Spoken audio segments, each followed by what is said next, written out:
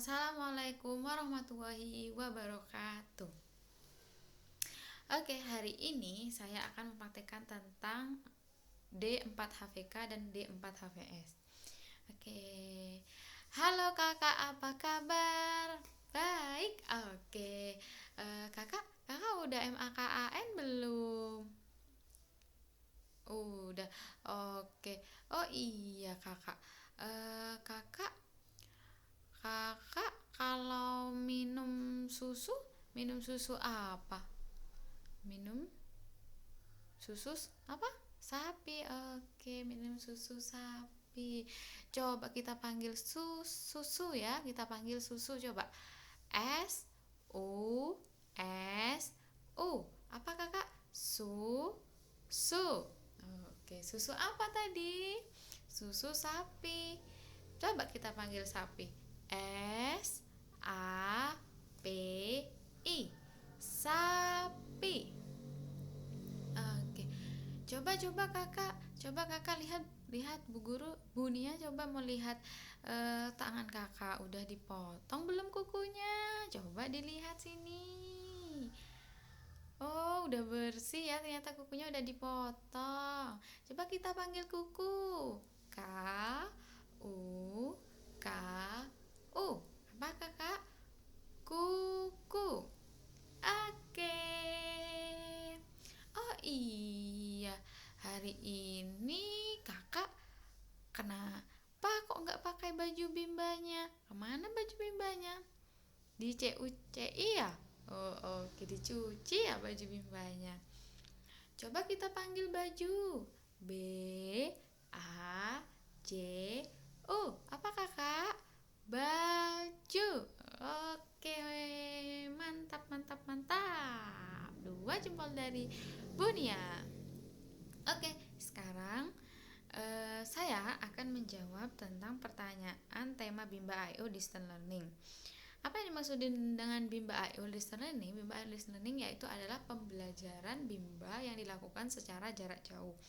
Yang kedua, apa perbedaan Bimba AIO EO Distance Learning dengan Bimba AIO tatap muka? Kalau Bimba AIO Distance Learning itu dilakukan secara jarak jauh menggunakan media visual, menggunakan entah itu HP atau laptop dengan menggunakan aplikasi Zoom atau WA atau Google Duo seperti itu. Jika tatap muka, motivator dan murid bertemu secara langsung di sebuah institusi Bimba atau unit terdekat yang ada di kota motivator atau kota anak didik, anak yang dibimbakan. Kemudian yang ketiga, berapa lama durasi kegiatan Bimba IO Distance Learning? Durasinya yaitu 30+10. Jelaskan mengenai durasi waktu kegiatan Bimba IO Distance Learning 30+10 menit.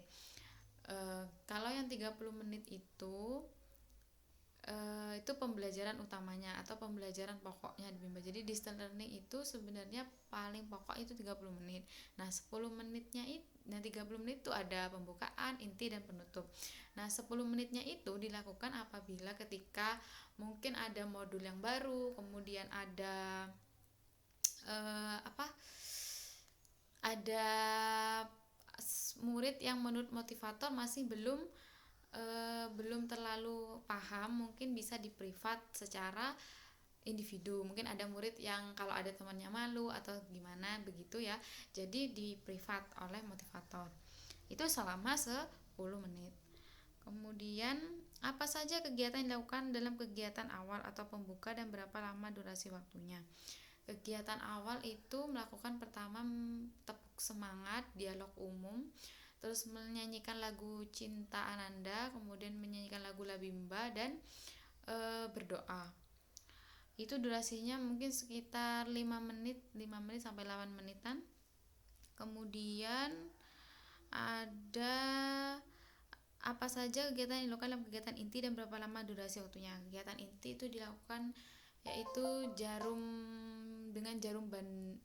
teori jarum bandul, yaitu ada kegiatan pokoknya membaca, kemudian ada bernyanyi juga, kemudian ada bercerita, kemudian ada tebak-tebakan dengan anak seperti itu, dan itu durasinya sekitar 20 menitan.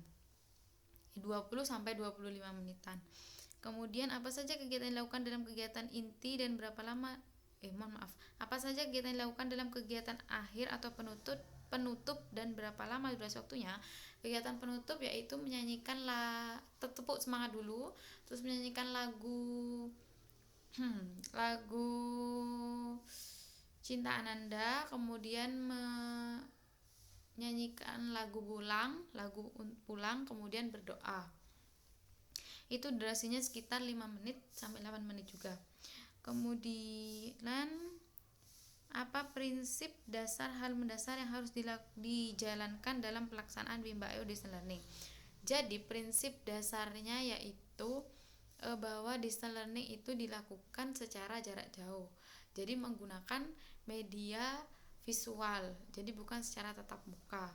Jadi ketika menggunakan media visual, maka motivator itu harus benar-benar paham bagaimana cara untuk menyampaikan kepada anak. Karena ketika distance learning itu anak itu lebih sering itu waktu fit call atau di Zoom atau di WA itu lebih sering didampingi orang tua begitu. Jadi motivator itu harus benar-benar paham bagaimana karena menyangkut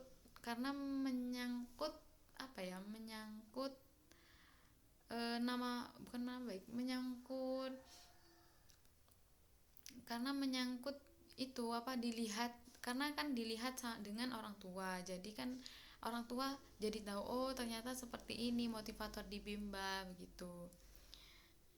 Jadi yang selanjutnya yaitu kegiatan apa yang menjadi prioritas utama dalam pelaksanaan Bimba Ayo Distance Learning? Kegiatan yang menjadi prioritas utama yaitu kegiatan bermain baca-bacaan. Itu kegiatan prioritas utama daripada yang lain. Mungkin kalau ada menulis, ada menggambar, kemudian bukan menggambar, menarik garis, kemudian ada mewarnai, mungkin itu permainan yang menyelingi agar anak tidak bosan begitu. Jadi permainan divariasikan begitulah ya.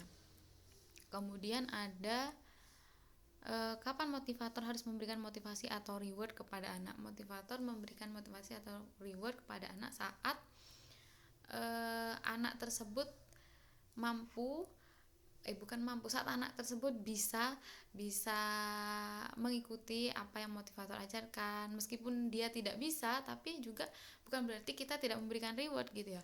Jadi meskipun dia bisa, kita harus memberikan reward untuk apa? Untuk memotivasi dalam diri anak itu. Jadi dia ketika dia bisa, dia semakin bersemangat untuk belajar. Ketika dia tidak bisa, dia juga semangat untuk belajar begitu.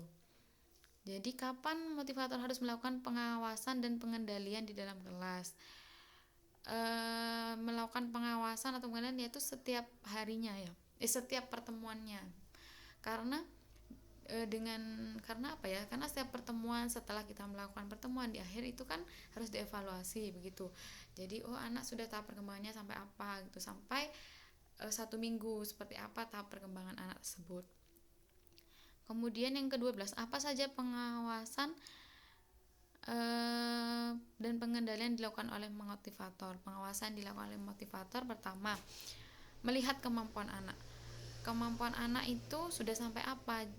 Nah, itu disesuaikan dengan kurikulum. Kemudian melihat waktu juga.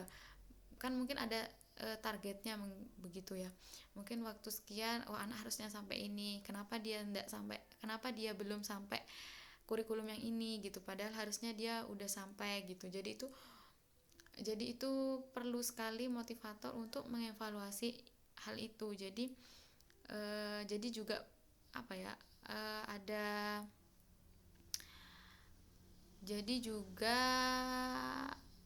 ada motivator itu juga bisa mungkin menggunakan variasi yang lain begitu. Jadi ketika dievaluasi gini, anak ternyata lebih suka gini, gimana caranya untuk menarik anak dari kesukaannya tersebut, jadi dia bisa sesuai dengan kurikulum yang telah ditetapkan begitu. Kemudian apa saja evaluasi yang harus dilakukan oleh motivator selama kegiatan bermain sambil belajar?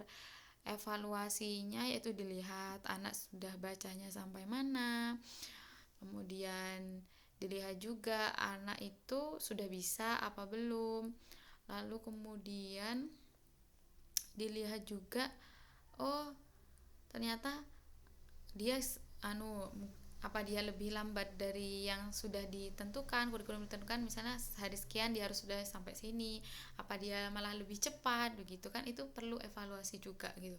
Oh ternyata dia gini, itu juga bisa menjadi tambahan tambahan ilmu buat motivator. Oh ternyata memperlakukan ini gini, oh ternyata gini. Dan itu penting banget ya, penting banget buat motivator yang masih baru seperti saya, tidak, maksudnya motivator yang masih magang seperti saya. Jadi sangat penting sekali buat mengetahui begitu, oh ternyata seperti ini ya, oh seperti ini gitu, ketika kita belajar pada saat kita magang seperti itu. Oke, sekian dulu jawaban dari saya. Terima kasih. Mohon maaf apabila ada kesalahan. Wassalamualaikum warahmatullahi wabarakatuh.